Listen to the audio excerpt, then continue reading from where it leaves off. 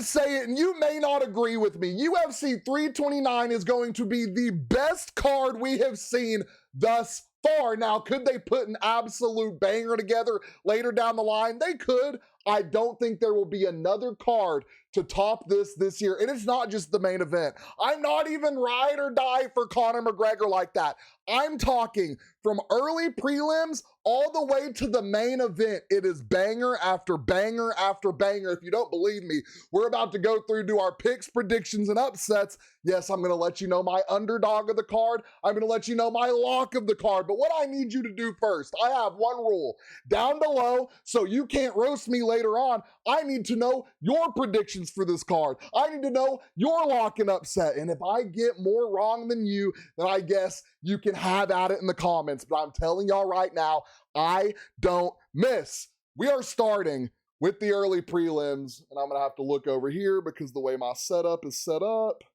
We have Alessandro Costa and Cody Durden. These are two flyweights that are going to go out there. They're going to put it on the line. They're a little bit later in their career, 34, 35 years old. I think they're going to go out there. This is a great fight, by the way. Both of these guys have been in scraps in the UFC with some of the best flyweights out there. I think Alessandro Costa is going to come out and he's going to get the dub. Cody Durden has been in there with some of the best flyweights, though, so I could see him coming out, maybe potentially getting an early knockout.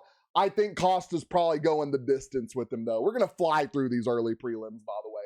We have I thought that said Gordon Ryan. The dyslexia kicked in. I saw him looks nothing like him. Ryan Gondra and Zachary Reese. Now, this fight time is going to be a pick'em. It's 130 to 110 odds. Zachary Reese has been there, done that. Gondra, I haven't seen a lot of him in the UFC. If you've seen a lot, and I know there are going to be people down in the comments, you're a casual, you don't know who this guy is. Guess what? You're right. I don't know. I'm not going to remember all 150 fighters on the roster. What I do know is Zachary Reese has given me an impression to remember. Zachary Reese is winning this fight. He is an underdog. This isn't my underdog of the card. Like I said, it's going to be a pick'em by the time it comes around. Next, we have number 15 ranked Farid Basharat fighting John Garza. Now, I want to say John Garza. This is his first fight in the UFC. Obviously, we don't even have a picture of him up here yet. I want to say someone dropped out. I don't know who his initial opponent was. I don't know if it was another ranked person. I just don't know off the top of my head. What I do know is Basharat is 6-0 in the UFC, 15-0 in his MMA career. This is a legit dude, 600 plus favorite. Give me Farid Basharat with the win. Next, we have Damian Panas and Cesar Almeida. We're going to go with Panas on this one. He just looks all around the better fighter. If you've not watched his film, I am telling you right now, you want to go check this dude out. Last but not least on our early prelims, I told y'all, we're going to fly through these early prelims. This is the first real big banger on all of these are great fights. This is the first big names that everyone should know. We've seen Wong Kong go in there. She has slipped up. I think she got submitted one fight. She is an absolute dog in that octagon, and I love the character she does. She does the whole Joker thing. She goes out there, hand-painted, smiling, face-painted, crazy, whatever. Tracy Cortez is not a slouch. This is already a pick'em, which is insane to me. Y'all know what I'm big on. I'm big on people that have been there, done that, and have seen more. Wong Kong really hasn't seen everything that the UFC can show her. Absolute great prospect. Tracy Cortez is a person that is going to come out here and crush a great prospect. She is built for moments like this. She got thrusted into a title fight on a short notice. She's seen Rose Namajunas. She's seen, I forgot who her last fight was. I think Blanchard, whatever it is. She has seen the top of the top, the elite of the elite in the UFC, and I am big on experience. I think Tracy Cortez is going to come out here and get the dub over Wong Kong. I just want to throw it out there. I would be so happy if Kong won. This is one of my favorite up-and-coming women's fighters in the division. So really, I'm not taking a loss at this point. Into our prelims, we have Luke Riley and Kai this one's a tongue twister, chat. Let me lock in. Kai Kamaka III. I'm rocking Luke Riley on this one. Not a lot I want to say about this. On to the next. We have, and this is where it's going to get interesting, Cody Garbrandt taking on Adrian Yanez. And I'm going to start with Adrian Yanez. He went on a really good streak to start his UFC career. Then he's been iffy his last few fights. Cody Garbrandt, and I guess I'm about to contradict what I said earlier, how I said I'm big on the guys that have been there, done that. There's not a lot of people that have been there and done what Cody Garbrandt has done in his career.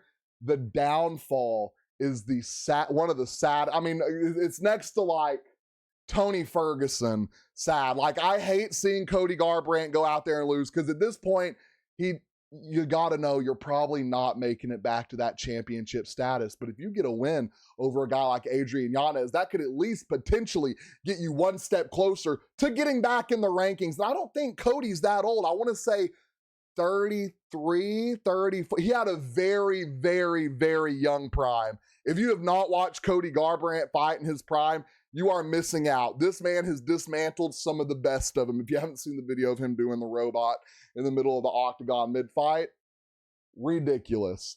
Next we have, I should probably pick a winner. I'm going with Adrian Yanez on this one. Cody Garbrandt's chin is gone. His last fight he won, he got kicked in the balls 3 times. And I get it, like what killed me is that it happened the 3rd time. They should have called the fight one. Dude was in the corner throwing up, crying, like he was going through it. Cody Garbrandt won that fight because 2 points were taken away.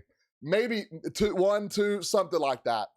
Adrian Yanez with the win. He's a 425 favorite. We are typically, when you're a big favorite like that, we're not going against you. Speaking of a big favorite, and I'm going to tell y'all right now, this is not going to be our lock of the card. We are not going to be those people that are going to be like, oh, Gable Stevenson's our lock of the card. We're going to make it a little bit more fun than that. Gable Stevenson is a 2,500 favorite, with some sites listing him at 4,000.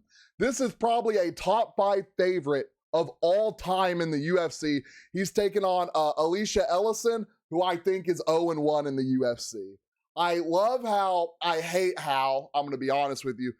I mean, it's really an odd situation. We get these guys that are super hyped up. Oh, he's this big of a wrestler. And y'all are going to, who's the other wrestler that just fought on the White House card? Bo Nickel. Bo Nickel had no hands, came in wrestling. Wrestling took him so far. He fought a guy with hands, got mauled, and now he is, his hands are getting better. But I don't like how they continuously feed these guys absolute bums that fit their fighting, the opposite of their fighting style. Like Gable Stevenson, Alicia Ellison is probably like a stand-up guy that the moment he gets grappled, he's just going to get absolutely obliterated. That's why Gable Stevenson is a plus or minus 2,500 favorite in this fight. I get it. You build your names, you build their confidence, and you pray once they get up to the top levels, they can continue to make it. Gable Stevenson trains with John Jones. And he is a multi-time, potentially the best wrestler we have ever seen come out of college. Does she have Olympic medals? Y'all let me know down below. I think Gable Stevenson has Olympic medal. Can you compete? Yes, you can compete in the Olympics, I think, if you're still in college. I'm not sure how it all works.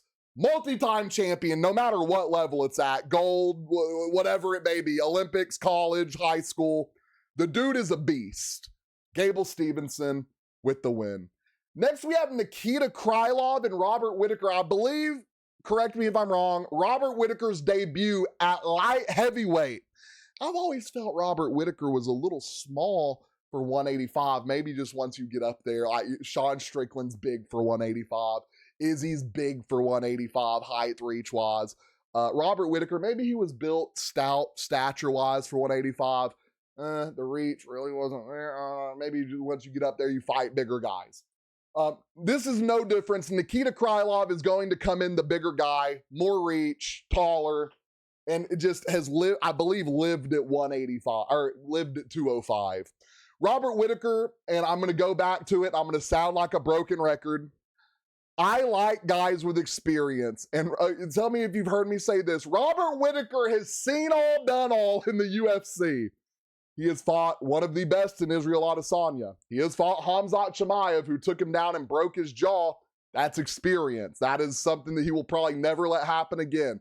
He has went out there and he's just been in there with legend after legend, dog after dog, been in dogfight after dogfight. I don't think there's anything Nikita Krylov can show Robert Whittaker that he hasn't seen before. And I'm going to circle back to Robert Whittaker has always fought the bigger guy, and he's typically beat the bigger guy. I'm going with Robert Whittaker, who is a 135 favorite, to go out here and win this bout. Next, okay. We have King Green taking on Terrence McKinney. Now, is this going to be controversial, what I'm about to say? This is my underdog of the card. Looking at it now, could it go to a pick 'em by fight night? It could. I'm taking King Green to go out here and win this fight on the premise of this dude is a freaking dog. He's getting his own shorts. What was it? Was it King Green when Dana was like, was it when he was like, I need that fight bonus? And Dana was like, nah, we'll give you your shorts you want. I think King Green's going to go out here and win this. Terrence McKinney, don't get me wrong, one of my favorite dogs in the UFC. This dude, I think if he wasn't so chinny, I think he could have the respect and the skill set that Mauricio Rufy gets. This dude just has dynamite in his hands. King Green has fought many guys with dynamite in his hands. And for a guy, this dude has beat dog after dog. Seen dog after dog. He's been knocked out once in his last 5, and it was by, Mauricio Rufy. Or no, did he beat Mauricio Rufy? Hold on. Who knocked him out? No. It was Zellhuber, which kind of makes me nervous. Did Zellhuber knock out Terrence McKinney? Hold on. Did Zellhuber knock out Terrence McKinney? No, Zellhuber has not fought Terrence McKinney, but you know who has? Ribovix has. Esteban Ribovix. Let's look. Yep. I don't know what that has to do with anything. I'm rocking with King Green as my upset at UFC 329. Let me get back to the main. Lord, I clicked so many times. Oh no. There we go. King Green upset. Terrence McKinney, absolute dog, has dynamite in his hands. I think King Green has the experience to go out there and beat him. Next, we have another banger, if you've heard me say that. Number 4 ranked Brandon Royval taking on Loner Kavanaugh. Brandon Royval has been up there. He's done that. He lost to Cape back in December. He's fought Joshua Van, which was a unanimous decision, which honestly is potentially one of the best fights we've ever seen in the flyweight division.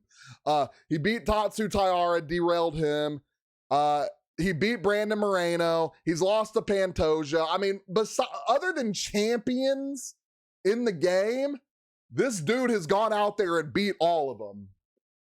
And the Pantoja fight, I believe, was good. I can't remember that far back. Maybe it wasn't. Maybe they fought a few times. A lot of these top guys in flyweight had fought each other like 2 or 3 times. Loner Kavanaugh has the potential to do one of the funniest things. Because, back a few years ago, the UFC flyweight division, Pantoja wasn't up there yet. He was on his way. You had Brandon Royval. You had Brandon Moreno. There's another, Figgy. Figgy was up there. All those guys just fighting each other like 3 times. Like no one could beat them. Loner Kavanaugh has the opportunity to do something I don't know a lot of people have done that have not held a belt. Or have held a belt, to say the least. Loner Kavanaugh has beat Brandon Moreno. He can go out here and beat Brandon Royval, and I think that's exactly what's going to happen. Give me Loner Kavanaugh with the win. Next, we have Corey Sandhagen taking on Mario Batista. Sandhagen is a 135 favorite. Both of these guys have been in the octagon with dogs. They've been around. They've done that. Mario Batista's second, 2 fights ago, was fighting Umar Nurmagomedov, I want to say on short notice. It might not have been a short notice fight. I think it went the distance. To go the distance, and I'm going to... Umar Nurmagomedov is nowhere close. He's probably bottom of the barrel of the Nurmagomedov family. Like, who's the one that fights over in... What's the other organization? I'm taking him over Umar. There's nothing about Umar really. I mean, his ground game seems a little sloppy. His stand-up isn't amazing. Mario Batista lost to him. Corey Sandhagen lost to him. It doesn't matter. I'm taking Corey Sandhagen to win this fight. Give me Corey Sandhagen. Next, we have Benoit Saint Denis and Patty. Oh, Patty the Baddie. Patty the Baddie Pimlet. This is our co-main event of the evening. And correct me if I'm wrong, this feels like more bigger than any international. This is International Fight Week, right? Right? Or is that like, am I tripping? Maybe it's not. I don't know. This card is ridiculously stacked. Benoit Saint Denis, Patty the Baddie Pimlet. I'm going to tell y'all right now, this is my lock of the card. Y'all might be mad with who I pick. You might not be. Starting with Benoit Saint Denis, he has gone out there and he has done what he has to do. I want y'all to look at his last few fights real quick, if y'all can even see it. I don't even know if you can see it in front of my camera. Knocked out Dan the Hangman Hooker. Knocked out Benel Dariush. Older, not terrible. Submitted Mauricio Rufy, who we knew Rufy was, you know, iffy coming into this fight. He's got the power, but did he have the ground game? Benoit Saint Denis goes out there and really puts it on him, if we're being honest. Massive win. Beat Prepolok, and that was coming. That was a big win for him. It was sloppy. It didn't look amazing. He had just come off a doctor stoppage TKO where Money Moicano was beating the absolute horse hog out of him. And then Dustin Poirier, staph infection. Poirier was whooping his ass in the pocket. There's really not a lot I can say about that. The flip back he has had since those two losses, I think he learned a lot from them. I think he has a lot of opportunities going in this fight against Patty the Baddie Pimlet. That being said, Patty the Baddie Pimlet is my lock of the card. And this is for this one reason alone. Benoit Saint Denis can hit as hard as he wants. I don't think he's hitting harder than Justin Gaethje. Now, maybe Justin Gaethje took some time off Patty Pimlet's career with the shots he was hitting him. Maybe he took some durability away from that chin, because you know the whole thing Patty says, Scousers don't get knocked out. We said, well, we're going to find out against Justin Gaethje, and he showed us Scousers don't get knocked out. Well, now he's going to have to we're going to have to cross Benoit Saint Denis off the list. And I think there's big implications in this fight. This is number 5 and number 6. We don't know what's happening in this division. Justin Gaethje could vacate, and the winner of this could find themselves fighting either Charles Oliveira or Arman Tsarukyan for the lightweight title. The way I personally think it goes, I think Justin Gaethje relinquishes his belt. I think Arman and Charles fight, and we're going to get into the BMF belt and how happy I am the UFC is opening their eyes. I'm hoping when Charles and Arman fight, Charles is going to win, letting y'all know that now. It's going to unify the BMF belt, and the BMF belt will just be no more. BMF lightweight belt unified. Don't worry about it anymore. And the main event of this is why we're going to get into why that's happening. And then I think the winner of this Benoit Saint Denis and Patty the Baddie fight will be next in line to fight the winner of that fight. I'm taking Patty the Baddie Pimlet. That's my lock of the card. My upset of the card is King Green. On to our main event of the evening. We love some Bruce Buffer. We have Max Blessed Holloway taking on the notorious Conor McGregor, the Mystic Mac himself. He is a 175 underdog. When was the last time Conor McGregor was an underdog? Was he an underdog either of the fights against Dustin Poirier? I feel like there's no way, right? Maybe. I don't know. Max Holloway, a 210 favorite. Conor McGregor, and I'm going to tell y'all another rule I have. I don't take fighters on long layoffs. I definitely don't take fighters off long layoffs when their legs snapped completely in half. I'm gonna let y'all know now, we're rocking with Max Holloway. I feel like Max Holloway is everything we wanted Conor McGregor to be in his career. I think Conor, and I tell people this, I can't hate on Conor. He came from nothing. At a young age, he became a multi-millionaire. It's hard to have that same dog when you get money you have never touched like that before. And Max Holloway, I'm sure, has a similar background. Just the money Conor McGregor made was absolutely ridiculous. Max Holloway is going to win this fight the way he wins every other fight. Relentless pressure. The only way Conor McGregor can win this fight is if he goes out there and knocks Max out in the first or second. The only person we have seen knock Max down is Ilia Topuria. And yes, younger Conor McGregor was very reminiscent of Ilia Topuria. This is a much older, much slower, much beefier Conor McGregor. Could he still have the spark and the power in his hands? Absolutely. I think Max Holloway has more on the line.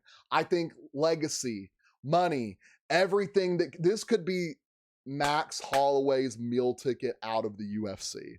He has voiced, I believe, multiple times, probably doesn't want to fight too much longer. You can look at the way Max trains, doesn't do a lot of sparring, wants to keep his body healthy, his mind healthy, his head healthy.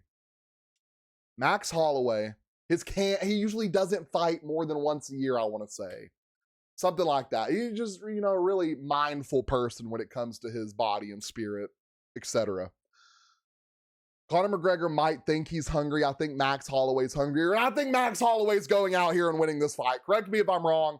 I think he is the people's champ. And I want to say this last thing about Conor McGregor. And I think this quote sits so well.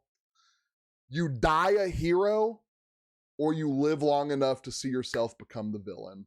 Ladies and gentlemen, that is our UFC 329 picks, predictions, and upsets. If you think I'm completely wrong, let me know down in the comments. If you think I'm completely right, let me know down in the comments. But what I do need you to do, hit that like, hit that subscribe button. Let me know your lock. Let me know your upset. Let me know every fight you think is going to happen and how it's going to happen on this card down below. Again, don't forget, like and follow.